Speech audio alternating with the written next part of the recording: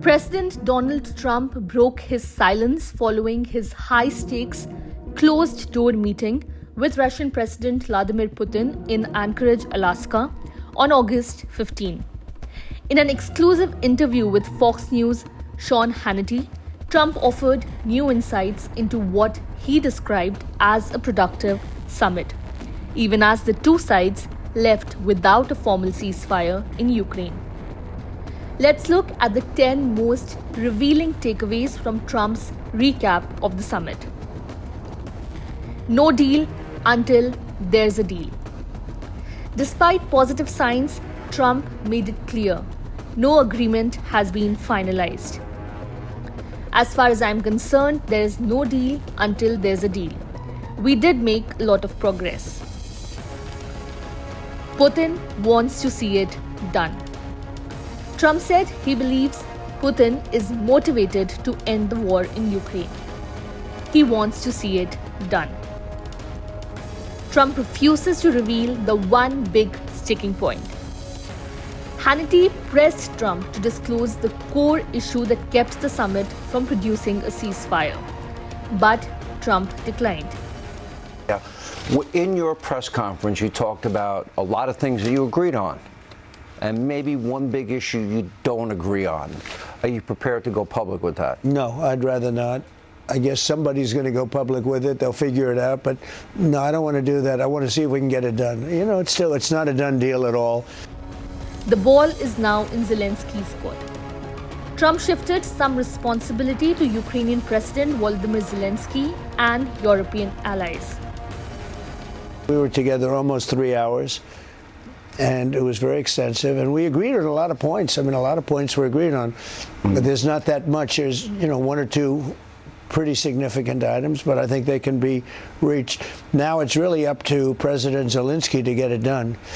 And I would also say the European nations, they have to get involved a little bit, but it's up to President Zelensky. I think we are, and if they'd like, I'll be at that next meeting. They're going to set up a meeting now between President Zelensky and President Putin. Open to a trilateral summit.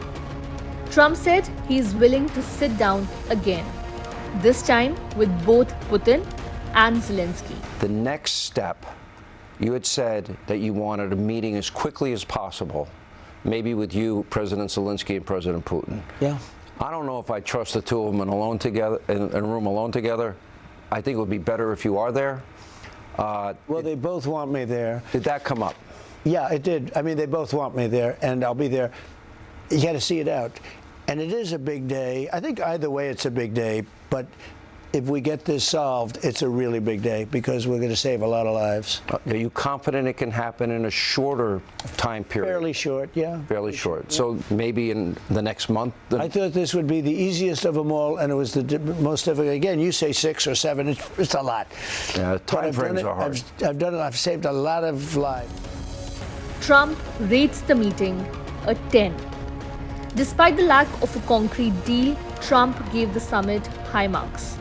I think the meeting was a 10 in the sense that we got along great. Putin respects the US again. According to Trump, the Russian president now respects the United States, a stark contrast, Trump claimed, to how Putin felt under President Joe Biden. He respects our country now. He had no respect for it under Biden. No war if Trump had been president. I'm sure that today's agreements will help us restart pragmatic relations between Russia and the United States and help us start on the path towards resolution in Ukraine. And also one more thing, in 2022, during my final contacts with the previous administration, I tried to convince my previous American counterpart, President Biden, that we needn't move towards a situation which could lead to a military confrontation. I told him before that that would be a critical mistake. And now President Trump, when he says that if he were president, there would be no war. And I personally believe that is the case. There would be no war had President Trump been president at that time. because myself and President Trump have had very good trust-based relations, and I'm confident that if we had stayed on that path, we could move as quickly as possible to a resolution of the conflict in Ukraine. Thank you for your attention. Echoing past claims, Trump reiterated that the Ukraine war would never have happened if he were still in office. He also noted that Putin publicly agreed with that assessment during their joint press conference. Advice to Zelensky: make a deal. Asked what advice he would give to Zelensky following the summit, Trump did not hesitate. Make a deal. He suggested that prolonged conflict is not in Ukraine's best interest and that a negotiated settlement should be the goal. Putin questioned 2020 US election integrity. In a controversial revelation, Trump claimed Putin told him he believes the 2020 US election was rigged due to mail-in voting. He said you can't have a great democracy with mail-in voting. So while Trump painted a picture of diplomatic progress, the summit produced no ceasefire, no timeline for peace, and no clear concessions from Moscow. Still, Trump appeared confident that momentum is building. Whether that leads to a lasting resolution or just another round of talks remains to be seen.